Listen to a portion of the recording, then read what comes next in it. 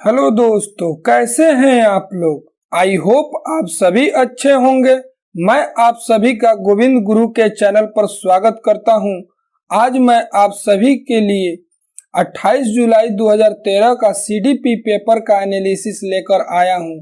एक बात और, आप लोग मुझे फेसबुक, इंस्टाग्राम और ट्विटर पर फॉलो कर सकते हैं और टेलीग्राम एवं व्हाट्सएप से जुड़ जाइए।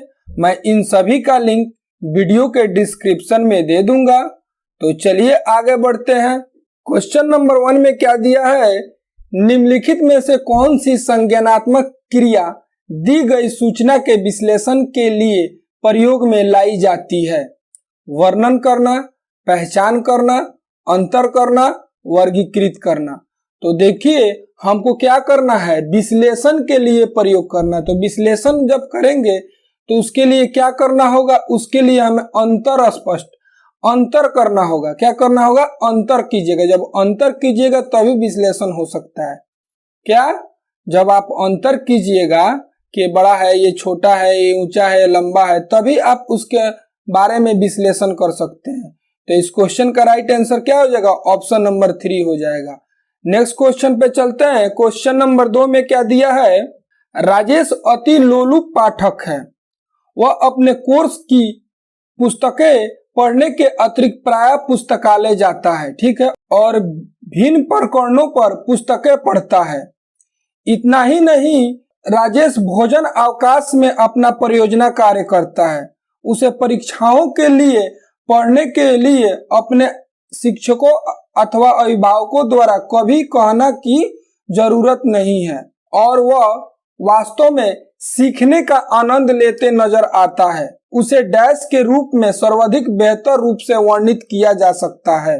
देखिए, एक राजेश है जो एक शिक्षार्थी है, वो अपने पाठ को तो पढ़ता ही है, अपने पुस्तक को तो पढ़ता ही है, अतिरिक्त समय में क्या करता है, वो पुस्तकालय जाता है। वो वहां पे क्या करता है, वो भिन्न प्रकरणों को पढ़ता है, ठीक है। और जब टिफिन होता है, भोजन का अवकाश होता है, तो उस समय वो क्या करता है कि परियोजना कार्य वगैरह करता है, ठीक है।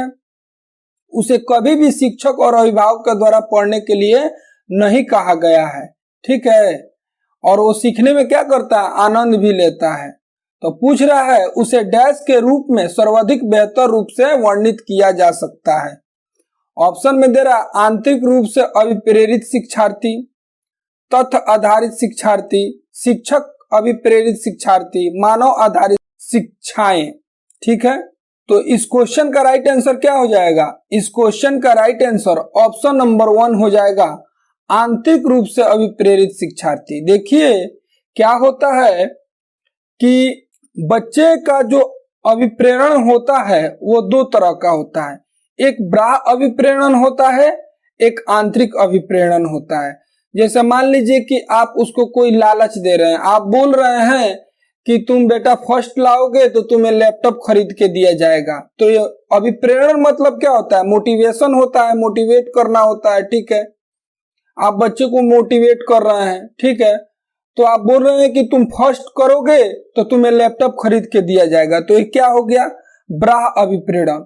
तो बाह्य अभिप्रेरण उतना फायदेमंद नहीं होता है। बहुत सारा बच्चा सोचता है कि चलो फर्स्ट करेंगे तो लैपटॉप लाएंगे, तो उसके लिए पढ़ता है।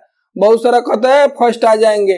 लेकिन जो आंतरिक अभिप्रेरण हो, जो बच्चा अंदर से अभिप्रेरित है, जो अंदर से मोटिवेट है कि मुझे ये करना है तो करना है, तो उसे आपको कभी कहने की कोई आवश्यकता नहीं होगी कि तुम बेटा ये करो वो करो।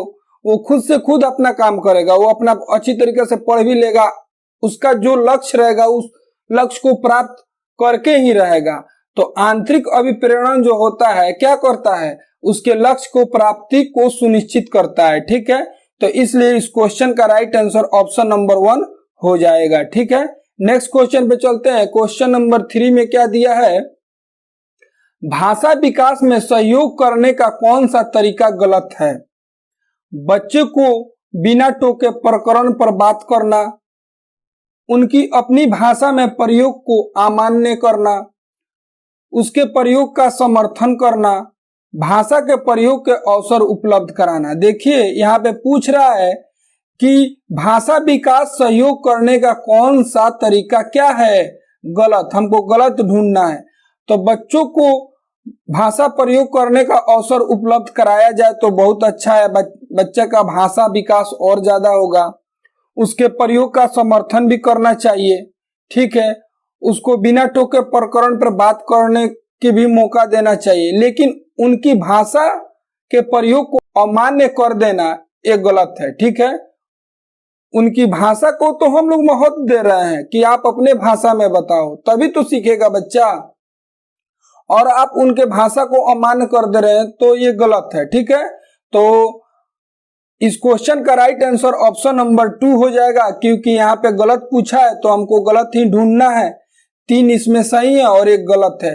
जिस क्वेश्चन में गलत पूछे, नहीं पूछे, अप्रासंगिक पूछे, तो सिवाय पूछ ले, तो उस क्वेश्चन में 3 सही होते हैं और 1 गलत होता है। उसी को हम लोग ढूंढना पड़ता है, ठीक है। उसी को क्या करना होता है? उसी को ढूंढना होता है। तो इस क्वेश्चन का यही एक गलत ऑप्शन है, तो इसलिए इस क्वेश्चन का यही राइट आंसर हो जाएगा, ठीक है। इस क्वेश्चन का राइट आंसर ऑप्शन नंबर 2 हो जाएगा। नेक्स्ट क्वेश्चन पे चलते हैं। क्वेश्चन नंबर 4 में क्या दिया है? मानव बुद्धि एवं विकास की समझ शिक्षक डैश के योग बनाती है, ठीक है। निष्पक्ष रूप से अपने शिक्षण अभ्यास, शिक्षण के समय शिक्षार्थियों के संवेग पर नियंत्रण बनाए रखने, विविध शिक्षार्थियों के शिक्षण के बारे में स्पष्टता, शिक्षार्थियों को यह बताना कि वो अपने जीवन को कैसे सुधार सकते हैं। तो देखिए इस क्वेश्चन का राइट आंसर क्या हो जाएगा?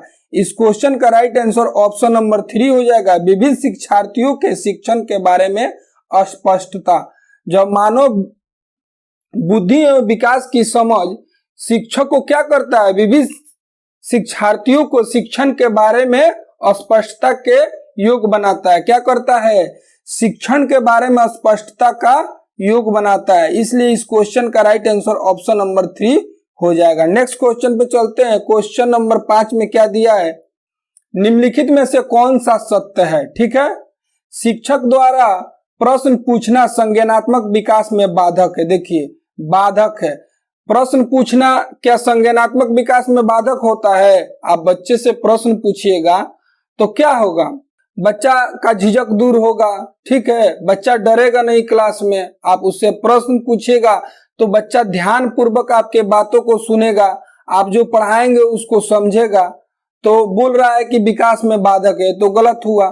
यहाँ सत्य ढूंढना है, तो इसमें 3 गलत होंगे और 1 क्या होंगे? सही होंगे। जब सत्य पूछता है ना तो उसमें 3 गलत देता है और 1 ही सही देता है, ठीक है। विकास और सीखना समाज संस्कृति संदर्भ में अप्रभावित होता है। देखिए कभी भी वाइगोस्की जी का कहना था कि बच्चे का विकास समाज और सांस्कृतिक से होता है। यहाँ पे बोल रहा है कि समाज और सांस्कृतिक संदर्भों में अप्रभावित रहता है। क्या रहता है? अप्रभावित रहता है, जबकि समाज का बहुत ही बड़ा योगदान है बच्चे के विकास में, ठीक है। बच्चा सबसे पहले क्या करता है? समाज से ही सीखता है, ठीक है। तो ये भी गलत हो जाएगा। तीसरा ऑप्शन में बोल रहा है शिक्षार्थी एक निश्चित तरीके से सीखते हैं, ये भी नहीं होगा। निश्चित तरीका से ही नहीं सीखते हैं, वो किसी भी तरीका से भी सीख सकते हैं, ठीक है। खेलना संज्ञान और सामाजिक दक्षता के लिए सार्थक है। हाँ, इस क्वेश्चन का राइट आंसर ऑप्शन नंबर 4 हो जाएगा। देखिए आप खेलिएगा तो खेल में सबसे पहले क्या आएगा? सहपाठी अधिगम आएगा, सहयोगात्मक अधिगम आएगा, ठीक है। आप खेल रहे हैं तो खेल में सहपाठी अधिगम मतलब समझ लिए समूह परियोजना भी होगा। समूह में आप काम कीजिएगा, एक ग्रुप में खेलिएगा तो सहपाठियों से मदद लीजिएगा, क्योंकि खेल में तो किसी एक के भरोसे पूरा खेल को नहीं जीता जा सकता है। खेल में बहुत सारे पार्टिसिपेंट भाग लेते हैं, सबको मिलकर खेलना होता है। तो सबसे पहले खेल क्या है? संज्ञान और सामाजिक दक्षता के लिए सार्थक है, ठीक है। उसमें सहपाठी अधिगम भी होगा, सहयोगात्मक अधिगम भी होगा। तो इस क्वेश्चन का राइट आंसर ऑप्शन नंबर 4 हो जाएगा, ठीक है। नेक्स्ट क्वेश्चन पे चलते हैं। क्वेश्चन नंबर 6 में क्या दिया है? बच्चे के विकास में आनुवंशिकता और वातावरण की भूमिका के बारे में निम्नलिखित में से कौन सा सत्य है? यहाँ पे भी सत्य पूछा है, ठीक है। आनुवंशिकता और वातावरण दोनों एक बच्चे के विकास में 50-50% योगदान रखते हैं। समवयस्कों और पितरे का सापेक्ष योगदान योगात्मक नहीं होता है। आनुवंशिकता और वातावरण एक साथ परिचालित नहीं होते हैं। सहज रुझान वातावरण से संबंधित है, जबकि वास्तविक विकास के लिए आनुवंशिकता जरूरी है। तो देखिए इस क्वेश्चन का राइट आंसर ऑप्शन नंबर 2 हो जाएगा कि समवयस्कों और पितरे का सापेक्ष योगदान योगात्मक नहीं होता है। ठीक है, इस क्वेश्चन का राइट आंसर क्या हो जाएगा? ऑप्शन नंबर 2 हो जाएगा। ठीक है, नेक्स्ट क्वेश्चन पे चलते हैं। क्वेश्चन नंबर 7 में क्या दिया है? सामाजिकरण है, सामाजिक मानदंडों में परिवर्तन, तो ये तो होगा नहीं। सामाजिकरण क्या होता है? सामाजिकरण का मतलब होता है कि समाज जिस तरह से रह रहा है, जिस भाषा को यूज कर रहा है, आप भी उसी तरह रहें, आप भी उसी तरह का भाषा यूज करें। समाज बोल रहा है हिंदी, आप बोलिएगा अंग्रेजी, तो समाज को समझ में आएगा? आप दुकान में गए, आप इंग्लिश में बोल रहे हैं, वहां का जो भी समाज है सब हिंदी बोल रहा है, भोजपुरी बोल रहा है, तो उसको कुछ समझ में नहीं आएगा। तो जिस तरह का समाज होता है उस तरह का आपको रहना पड़ता है। ठीक है, तो यहाँ बोल रहा है कि इस मानदंडों में परिवर्तन, तो ये होगा नहीं। शिक्षक एवं पढ़ाए गए के बीच संबंध, ये भी नहीं होगा। समाज के आधुनिकीकरण की प्रक्रिया, ये भी नहीं होगा। समाज के मानदंडों के साथ अनुकूलन, हाँ, तो इस क्वेश्चन का राइट आंसर ऑप्शन नंबर 4 हो जाएगा कि समाज के मानदंडों के साथ क्या करना है? आपको अनुकूलन कर लेना है। जिस समाज में रह रहे हैं उस समाज के मानदंडों के साथ आप अनुकूलन कर ले रहे हैं। तो इस क्वेश्चन का राइट आंसर ऑप्शन नंबर 4 हो जाएगा। ठीक है, नेक्स्ट क्वेश्चन पे चलते हैं। क्वेश्चन नंबर 8 में क्या दिया है? एक पीटी शिक्षक क्रिकेट के खेल में अपने शिक्षार्थियों के क्षेत्र रक्षण मतलब क्या होता है? फील्डिंग। जो क्रिकेट खेला जाता है तो जो फील्डिंग बच्चा करता है उसको हम लोग बोलते हैं क्षेत्र रक्षण। क्षेत्र का रक्षा करने वाला मतलब जो भी बॉल जाए उसको पकड़ ले, को सुधारना चाहता है। ठीक है, निम्न में से कौन सी युक्ति शिक्षार्थियों को अपने लक्ष्य प्राप्त करने में सर्वाधिक सहायक है? ऑप्शन देखते हैं। शिक्षार्थियों को क्षेत्र रक्षण का अधिक अभ्यास करवाना, शिक्षार्थियों को यह बताना कि क्षेत्र रक्षण सीखना उसके लिए किस प्रकार महत्वपूर्ण है, बेहतर क्षेत्र रक्षण और सफलता की दर के पीछे के तर्क को स्पष्ट करना, क्षेत्र रक्षण को प्रदर्शित करना और शिक्षार्थी अवलोकन करेंगे। तो देखिए इस क्वेश्चन का राइट आंसर क्या हो जाएगा? इस क्वेश्चन का राइट आंसर ऑप्शन नंबर 1 हो जाएगा कि शिक्षार्थी को क्षेत्र रक्षण का अधिक अभ्यास करवाना। जब आप सिखाइएगा उसको फील्डिंग अच्छी तरीका से सिखाइएगा तब ना वो फील्ड पर अपना क्या करेगा? फील्डिंग अच्छी तरीका से करेगा। तो आप उसको अधिक से अधिक अभ्यास करवाइए फील्डिंग के लिए। ठीक है, तो इस क्वेश्चन का राइट आंसर ऑप्शन नंबर 1 हो जाएगा। नेक्स्ट क्वेश्चन पे चलते हैं। क्वेश्चन नंबर 9 में क्या दिया है? एक शिक्षिका अपने शिक्षार्थी की इस रूप में मदद करना चाहती है कि वे एक स्थिति की अनेकों दृष्टिकोण की सराहना कर सकें। वह विभिन्न समूहों में एक स्थिति पर वाद विवाद करने के अनेकों अवसर उपलब्ध कराती है। वाइगोस्की के परिप्रेक्ष्य के अनुसार उसके शिक्षार्थी विभिन्न दृष्टिकोण के डैश करेंगे और अपने तरीके से उस स्थिति के अनेकों परिप्रेक्ष्य विकसित करेंगे। तर्कसंगत, आत्मसात, निर्माण, सक्रियकरण। तो इस क्वेश्चन का राइट आंसर ऑप्शन नंबर 2 हो जाएगा कि आत्मसात। क्या हो जाएगा? इस क्वेश्चन का राइट आंसर ऑप्शन नंबर 2 हो जाएगा आत्मसात। ठीक है, नेक्स्ट क्वेश्चन पे चलते हैं। क्वेश्चन नंबर 10 में क्या दिया है? सीता ने हाथ से दाल चावल खाना सीख लिया है। जब उसे दाल चावल दिया जाता है तो वह दाल चावल मिलाकर खाने लगती है। उसने चीजों को करने के लिए अपने स्कीमा में दाल चावल खाने को कर लिया है। अंगीकार, समायोजित, अनुकूलित, समुचितता। ठीक है, तो इस क्वेश्चन का राइट आंसर ऑप्शन नंबर 3 हो जाएगा अनुकूलित। आपको बताया ना था कि समाज जैसा कर रहा है वैसा आपको करना पड़ेगा, इसी को सामाजिकरण कहते हैं। तो मान लीजिए वो घर में देख रहा है, क्या सीता है वो देख रही है कि मेरा भाई मेरे मम्मी पापा दाल चावल को फेंट कर खा रहे हैं, तो वो भी फेंट कर खाने लगी, अपने दिमाग में सेट कर ली, ओ ये दाल है, ये भात है, तो इसको फेंटना है फिर खाना है। ठीक है, ऐसे नहीं है कि दाल को पी लेना है और भात को अलग खा लेना है, क्योंकि जिस तरह समाज कर रहा है, जिस तरह उसका भाई कर रहा है, जिस तरह उसके माता पिता कर रहे हैं, उसी तरह से क्या कर ली, वो अपने आप को ढाल ली है। ठीक है, वातावरण के अनुसार अपने आप को ढाल ली है। तो वातावरण में यानी समाज में, यानी माता पिता भाई बहन को देख रही कि दाल चावल फेंट कर खाया जाता है, तो वो भी फेंट कर खाने लग रही है, अपने आप को क्या कर ली, अनुकूलित कर ली। तो इस क्वेश्चन का राइट आंसर ऑप्शन नंबर 3 हो जाएगा। ठीक है, नेक्स्ट क्वेश्चन पे चलते हैं। क्वेश्चन नंबर 11 में क्या दिया है, डैश के अतिरिक्त बुद्धि के निम्नलिखित पक्षों को स्टर्नबर्ग के त्रितंत्रीय सिद्धांत से संबंधित किया गया है। संदर्भगत, अवयभूत, सामाजिक, अनुभविक। तो देखिए स्टर्नबर्ग के त्रितंत्रीय सिद्धांत में संदर्भगत आता है, अवयभूत आता है, अनुभविक आता है, लेकिन सामाजिक नहीं आता। सामाजिक किसका है, लेव वाइगोस्की का है। लेव वाइगोस्की क्या बोलते थे कि बच्चा समाज और संस्कृति से सीखेगा, तो ये स्टर्नबर्ग का नहीं है, ये किसका है, लेव वाइगोस्की का। तो बोल रहा है कि डैश के अतिरिक्त सभी स्टर्नबर्ग के त्रितंत्रीय सिद्धांत से संबंधित है। तो ये तीनों के तीनों ये क्या है, ये तीनों स्टर्नबर्ग के सिद्धांत किससे संबंधित है, जबकि सामाजिक नहीं है। तो यही इसका राइट आंसर हो जाएगा। ठीक है, नेक्स्ट क्वेश्चन पे चलते हैं। क्वेश्चन नंबर 12 में क्या दिया है, हार्वर्ड गार्डनर के बुद्धि के सिद्धांत डैश पर बल देता है। ठीक है, शिक्षार्थियों के अनुबंधित कौशलों, सामान्य बुद्धि, विद्यालय में आवश्यक समान योग्यताएं, प्रत्येक व्यक्ति की विलक्षण योग्यताएं। तो इस क्वेश्चन का राइट आंसर क्या हो जाएगा, इस क्वेश्चन का राइट आंसर ऑप्शन नंबर 4 हो जाएगा कि प्रत्येक व्यक्ति की विलक्षण योग्यताएं। क्या हो जाएगा, प्रत्येक व्यक्ति की विलक्षण योग्यताएं। नेक्स्ट क्वेश्चन पे चलते हैं। क्वेश्चन नंबर 13 में क्या दिया है, थ फ च ध्वनि है। क्या है, कौन सा ध्वनि है, स्वनिम, रूपम, लेखिम, शब्दिम। तो इस क्वेश्चन का राइट आंसर ऑप्शन नंबर 1 हो जाएगा, स्वनिम।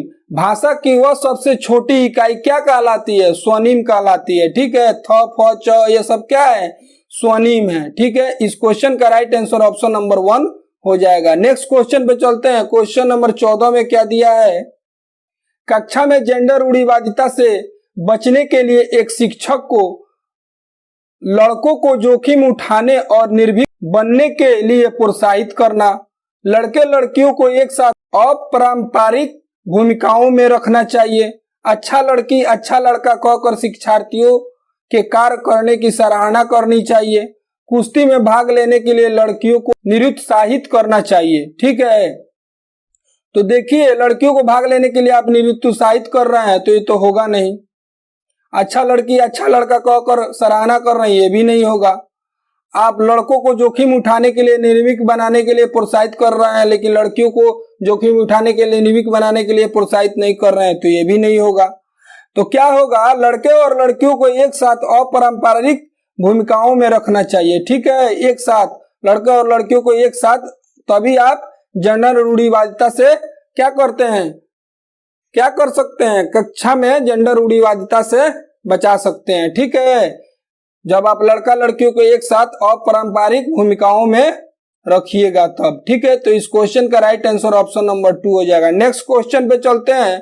क्वेश्चन नंबर 15 में क्या दिया है, विद्यालय को किसके लिए व्यक्तिगत विभिन्नता को पूरा करना चाहिए, व्यक्ति शिक्षार्थी को विशिष्ट होने की अनुभूति कराने के लिए, व्यक्तिगत शिक्षार्थियों के मध्य खाई को कम करने के लिए, शिक्षार्थियों के निष्पादन और योग्यताओं को सम्मान करने के लिए, यह समझने के लिए कि क्या शिक्षार्थी सीखने के योग्य या अयोग्य हैं।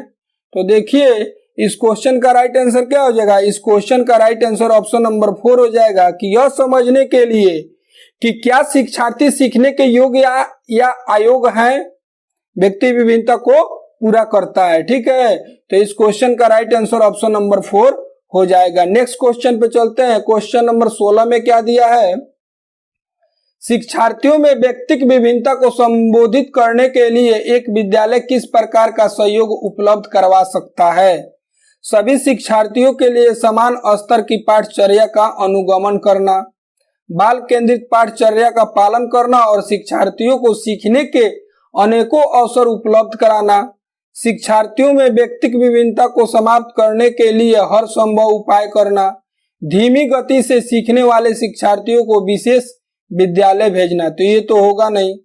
तो इस क्वेश्चन का राइट आंसर क्या हो जाएगा? इस क्वेश्चन का राइट आंसर ऑप्शन नंबर 2 हो जाएगा कि बाल केंद्रित पाठचर्या का पालन करना और शिक्षार्थियों को सीखने के अनेकों अवसर उपलब्ध कराना। देखिए, जो भी स्कूल होता है वो क्या होता है? बाल केंद्रित शिक्षा होता है। क्या होता है? बाल केंद्रित शिक्षा होता है, चाइल्ड सेंटर्ड स्कूल है। ठीक है, तो वहां पे जैसा विद्यार्थी चाहेगा वैसा ही करना है। तो बाल केंद्रित पाठचर्या का पालन करना और शिक्षार्थियों को सीखने के अवसर का उपलब्ध कराना। ठीक है, तो इस क्वेश्चन का राइट आंसर ऑप्शन नंबर 2 हो जाएगा। नेक्स्ट क्वेश्चन पे चलते हैं। क्वेश्चन नंबर 17 में क्या दिया है? सतत और व्यापक मूल्यांकन डैश पर बल देता है। ठीक है, बोर्ड परीक्षाओं की अनावश्यकता पर, सीखने को सुनिश्चित करने के लिए व्यापक स्केल पर निरंतर परीक्षण, सीखने को किस प्रकार अवलोकित रिकॉर्ड सुधारा जाए इस पर, शिक्षण के साथ परीक्षाओं का समन्वय। तो देखिए, हम लोग जो भी सतत एवं व्यापक मूल्यांकन करते हैं, हम लोग किस लिए करते हैं? फर्स्ट सेकंड के लिए कि कौन बच्चा फर्स्ट कर रहा है, कौन सेकंड कर रहा है, कौन तेज है, कौन धीमा है, इसलिए करते हैं? नहीं, हम लोग सतत एवं व्यापक मूल्यांकन जो करते हैं, परीक्षा लेने के बाद जो हम लोग चेक करते हैं उन लोगों का कॉपी, वो किस लिए करते हैं? वो इसलिए करते हैं कि बच्चा में किस चीज की कमी है उसको अवलोकित करके उसको रिकॉर्ड करें। क्या करें? उसे लिखें और उसे कैसे सुधारा जाए, इसलिए हम लोग करते हैं। जैसे बच्चा, मान लीजिए आप मैथ का एग्जाम लिए हैं, उसमें जोड़ घटाव पूछे हैं, बच्चा जोड़ घटाव में गलती कर रहा है, आप देख रहे हैं कैसे जोड़ रहा है, उसका मेथड समझ रहे हैं, गलती कर रहा है, तो उसको क्या कीजिए? आप रिकॉर्ड कीजिए और उसका सुधार कीजिए। हम लोग मूल्यांकन इसी के लिए करते हैं, फर्स्ट सेकंड के लिए मूल्यांकन नहीं करते हैं। तो इस क्वेश्चन का राइट आंसर क्या हो जाएगा? इस क्वेश्चन का राइट आंसर हो जाएगा ऑप्शन नंबर 3, सीखने को किस प्रकार अवलोकित, रिकॉर्ड और सुधारा जाए इस पर। ठीक है, तो इस क्वेश्चन का राइट आंसर ऑप्शन नंबर 3 हो जाएगा। नेक्स्ट क्वेश्चन पे चलते हैं। क्वेश्चन नंबर 18 में क्या दिया है? विद्यालय आधारित आकलन शिक्षार्थियों और शिक्षकों को अगंभीर और लापरवाह बनाता है, शिक्षा बोर्ड की जवाबदेही कम कर देता है, सार्वभौमिक राष्ट्रीय मानकों की प्राप्ति में बाधा उत्पन्न करता है, परिचित वातावरण में अधिक सीखने में सभी शिक्षार्थियों की मदद करता है। तो इस क्वेश्चन का राइट आंसर क्या हो जाएगा? इस क्वेश्चन का राइट आंसर ऑप्शन नंबर 4 हो जाएगा कि परिचित वातावरण में सीखने में सभी शिक्षार्थियों की मदद करता है। क्या करता है? सभी शिक्षार्थियों की मदद करता है। इसलिए इस क्वेश्चन का राइट आंसर ऑप्शन नंबर 4 हो जाएगा। नेक्स्ट क्वेश्चन पे चलते हैं। क्वेश्चन नंबर 19 में क्या दिया है? सीखने का तात्पर्य डैश की ओर संकेत करती है, थॉर्नडाइक के तत्परता का नियम, शिक्षार्थियों के समानता योग्यता स्तर पर, सीखने के सात्यक में शिक्षार्थियों को वर्तमान संज्ञानात्मक स्तर पर, सीखने के कार्य की प्रकृति को संतुष्ट करने। तो देखिए, इस क्वेश्चन का राइट आंसर क्या हो जाएगा? इस क्वेश्चन का राइट आंसर ऑप्शन नंबर 3 हो जाएगा कि सीखने के सात्यक में शिक्षार्थियों का वर्तमान संज्ञानात्मक स्तर। क्या हो जाएगा? संज्ञानात्मक स्तर। इस क्वेश्चन का राइट आंसर ऑप्शन नंबर 3 हो जाएगा। नेक्स्ट क्वेश्चन पे चलते हैं। क्वेश्चन नंबर 20 में क्या दिया है? एक शिक्षिका की कक्षा में कुछ शारीरिक विकलांगता वाले बच्चे हैं, निम्नलिखित में से उसके लिए क्या कहना सबसे उचित होगा? पोलियोग्रस्त बच्चे, अब गाना सुनाइए। समझ रहे हैं बात को? आप मतलब बोल रही है कि पोलियोग्रस्त बच्चा अब एक गाना प्रस्तुत करो, तो ये नहीं करना है, हमको पोलियोग्रस्त नहीं बोलना है। पहिया कुर्सी वाले बच्चे हॉल में जाने के लिए अपने समवयस्क साथी बच्चे से मदद ले सकते हैं। पहिया कुर्सी भी नहीं कहना है, जो मतलब मान लीजिए पहिया कुर्सी पर चलता है बच्चा। शारीरिक रूप से असुविधाग्रस्त बच्चे कक्षा में ही कोई वैकल्पिक गतिविधि कर सकते हैं। हाँ, हम उन्हें बोल सकते हैं असुविधाग्रस्त बच्चे। क्या बोल सकते हैं? असुविधाग्रस्त बच्चे, क्या बोल सकते हैं, असुविधाग्रस्त बच्चे। ठीक है, यहाँ पे बोल रहा है मोहन खेल के मैदान में जाने के लिए आप अपनी बैसाखी का प्रयोग क्यों नहीं करते, ये भी नहीं बोलना है। हम उनको सिर्फ बोल सकते हैं असुविधाग्रस्त बच्चे आप ये करें वो करें। आप जैसे बोलना है कि आप बोल सकते हैं असुविधाग्रस्त बच्चे जितने भी हैं आप लोग गाना सुना सकते हैं। हम उन लोगों को ये नहीं बोल सकते कि पोलियोग्रस्त बच्चे ये करो वो करो। ठीक है, तो इस क्वेश्चन का राइट आंसर ऑप्शन नंबर 3 हो जाएगा कि शारीरिक रूप से असुविधाग्रस्त बच्चे कक्षा में ही कोई वैकल्पिक गतिविधि कर सकते हैं। ठीक है, इस क्वेश्चन का राइट आंसर ऑप्शन नंबर 3 हो जाएगा। नेक्स्ट क्वेश्चन पे चलते हैं। क्वेश्चन नंबर 21 में क्या दिया है, डैश के अतिरिक्त निम्नलिखित सभी कारण अधिगम अक्षमता उत्पन्न हो सकती है। सांस्कृतिक कारक, सेरेब्रल डिस्फेक्शन, संवेगात्मक विघ्न, व्यवहारगत विघ्न।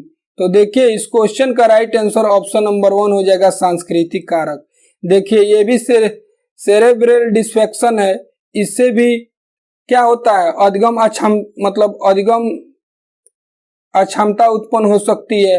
आप संवेगात्मक विघ्न है, जैसे आप गुस्सा में हैं तो उस समय भी आप कुछ नहीं सीख सकते हैं।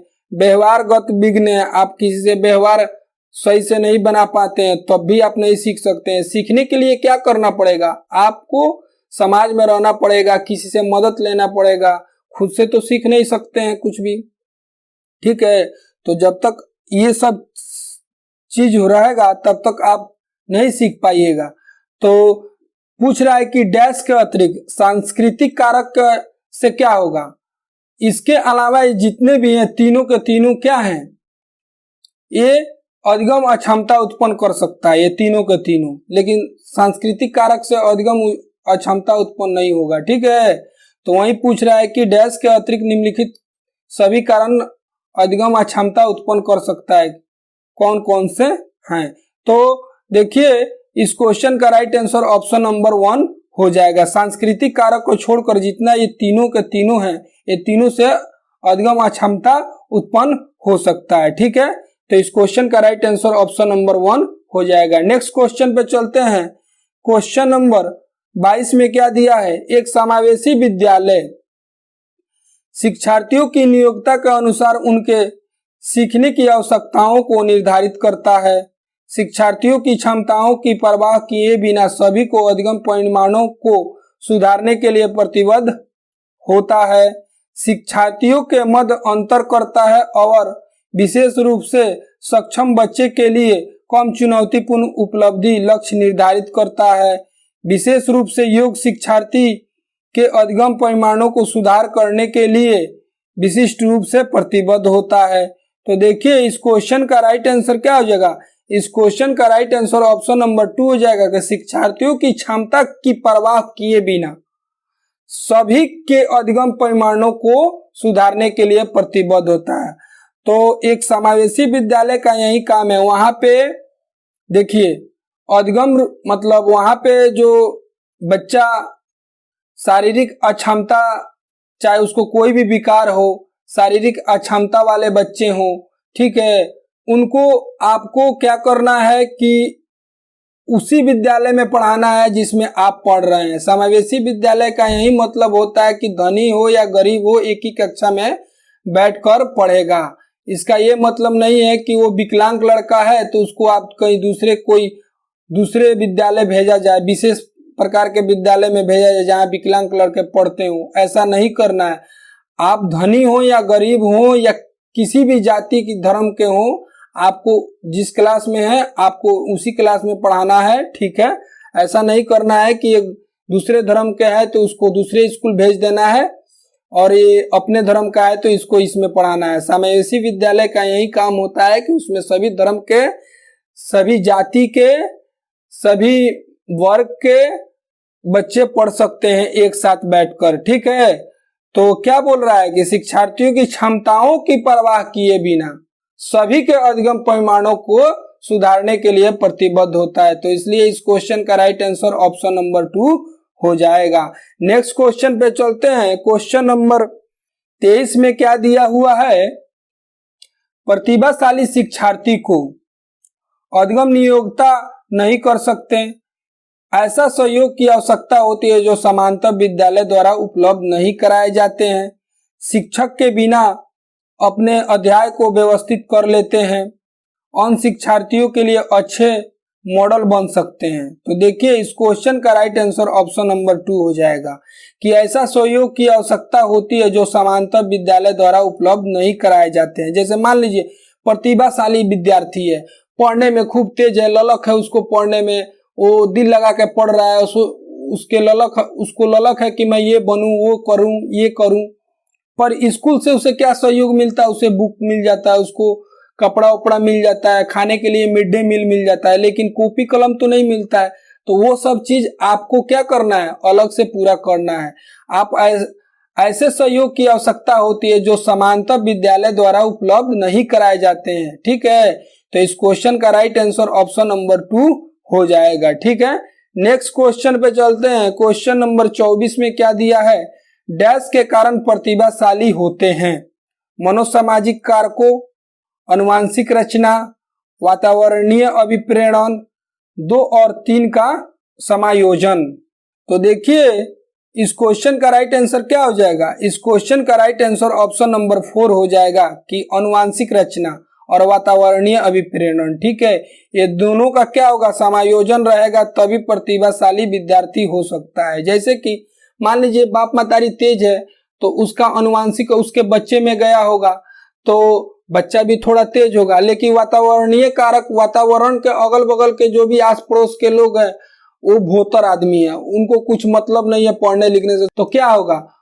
बच्चा भी देखेगा कि हमारे आसपास पड़ोस के बच्चे सब गुल्ली डंडा खेल रहे हैं, गोली खेल रहे हैं, तो वो भी उसी लाइन में चला जाएगा और समाज भी सारा का सारा वहां पे डेवलप है।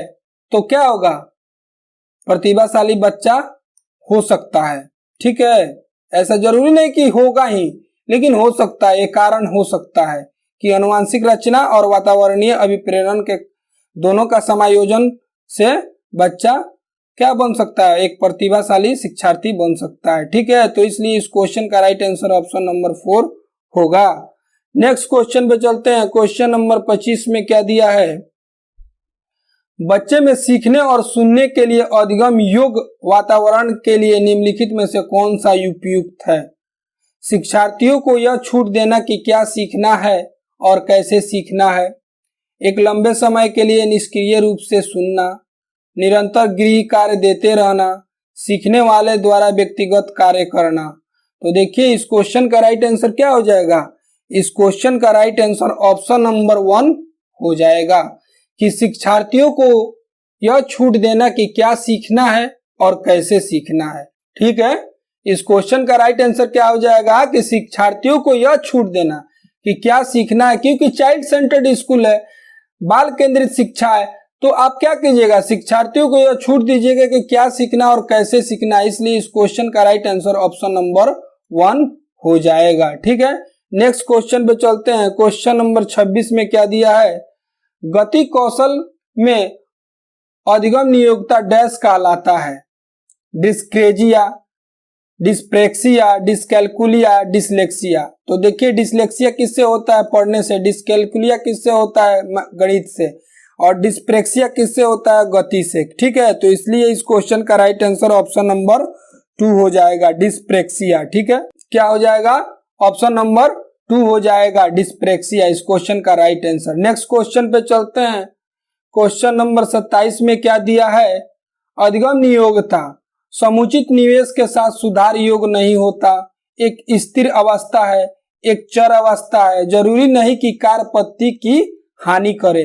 तो इस क्वेश्चन का राइट आंसर ऑप्शन नंबर 4 हो जाएगा कि एक चर अवस्था है। क्या है? अधिगम नियोक्ता क्या है? एक चर अवस्था है। ठीक है, नेक्स्ट क्वेश्चन पे चलते हैं। क्वेश्चन नंबर 28 में क्या दिया है?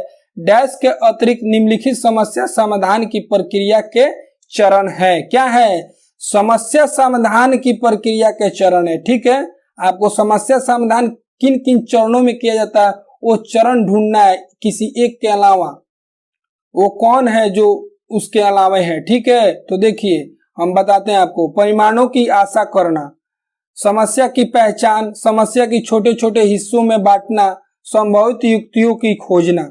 तो देखिए तीनों के तीनों क्या है, समस्या समाधान के चरण है। क्या है, अब कोई भी समस्या है तो सबसे पहले क्या करते हैं, आप समस्या का पहचान करते हैं कि कैसा किस प्रकार का समस्या, आप उसका पहचान कर लिए। अब उस समस्या को हल करना है तो अगर बड़ा समस्या है तो आप उसको छोटे छोटे हिस्सों में बांट दिए कि आप इतना समस्या को आप हल कीजिए, इतना समस्या को आप हल कीजिए। संभवित युक्तियों को खोज रहे हैं, इसको कैसे हल किया जाए। आशा करना हो जाएगा, आशा कर रहे हैं, समस्या है तो हो जाएगा, आशा कर रहे हैं, तो ये नहीं होगा। इसके अतिरिक्त सभी क्या है, समस्या समाधान की प्रक्रिया के चरण है। तो ठीक है, इस क्वेश्चन का राइट आंसर ऑप्शन नंबर 1 हो जाएगा। ठीक है, नेक्स्ट क्वेश्चन पे चलते हैं। क्वेश्चन नंबर 29 में क्या दिया है, एक शिक्षक को व्याख्यान पर अधिक बल देना चाहिए या ध्यान देना चाहिए और ज्ञान के लिए आधार उपलब्ध कराना चाहिए। ठीक है, शिक्षार्थियों द्वारा की गई त्रुटियों को एक भयंकर भूल के रूप में लेना चाहिए और प्रत्येक त्रुटियों के लिए गंभीर टिप्पणियां देना चाहिए। शिक्षार्थियों को कितनी बार गलती करने से बचता है, इससे असफलता के मापों के रूप में लेना चाहिए। जब शिक्षार्थी विचारों को संप्रेषित करने की कोशिश कर रहे हो तो उन्हें क्या करें, उन्हें ठीक नहीं करना चाहिए। क्या करना चाहिए, उन्हें ठीक नहीं करना चाहिए। तो इस क्वेश्चन का राइट आंसर यही हो जाएगा। ठीक है, जब कोई विद्यार्थी अपने विचारों को संप्रेषित कर रहा है तो संप्रेषित करने की कोशिश कर रहा है और उसमें कोई त्रुटि कर दे तो उसे आपको ठीक नहीं करना चाहिए। आप उसमें टोक दिए बीच में तो क्या होगा, उसका मनोबल टूट जाएगा। ठीक है, तो इसलिए इस क्वेश्चन का राइट आंसर ऑप्शन नंबर 4 हो जाएगा। ठीक है, नेक्स्ट क्वेश्चन पे चलते हैं। क्वेश्चन नंबर 30 में क्या दिया है, सीमा परीक्षा में A+ ग्रेड प्राप्त करने के लिए अति इच्छुक है। ठीक है, जब वो परीक्षा में भवन में दाखिल होती है तथा परीक्षा प्रारंभ होती है, वह अत्यधिक नर्वस हो जाती है, उसके पांव ठंडे पड़ जाते हैं, उसके हृदय की धड़कन बहुत तेज हो जाती है और वह उचित तरीके से उत्तर नहीं दे पाती है। इसका मुख्य कारण हो सकता है, शायद वो आकस्मिक संवेगात्मक आवेग का सामना नहीं कर सकती है, शायद वो अपनी तैयारी के बारे में बहुत आत्मविश्वासी नहीं है, शायद वह इस परीक्षा के परिणामों के बारे में बहुत अधिक सोचती है। निरीक्षक शिक्षिका जो ड्यूटी पर है वह उसकी कक्षा अध्यापिका हो सकती है और वह स्वभाव में बहुत कठोर हो। तो देखिए इस क्वेश्चन का राइट आंसर ऑप्शन नंबर 1 हो जाएगा। ठीक है, शायद वो आकस्मिक संवेगात्मक आवेग का सामना नहीं कर सकती है। ठीक है, इस क्वेश्चन का राइट आंसर क्या हो जाएगा, इस क्वेश्चन का राइट आंसर ऑप्शन नंबर 1 हो जाएगा। ठीक है, आज का क्लास हमारा यहीं पे समाप्त होता है। अगर आप लोगों को मेरा वीडियो पसंद आ रहा है तो मेरे वीडियो को लाइक करें, शेयर करें, कमेंट करें, सब्सक्राइब करें। ठीक है, धन्यवाद।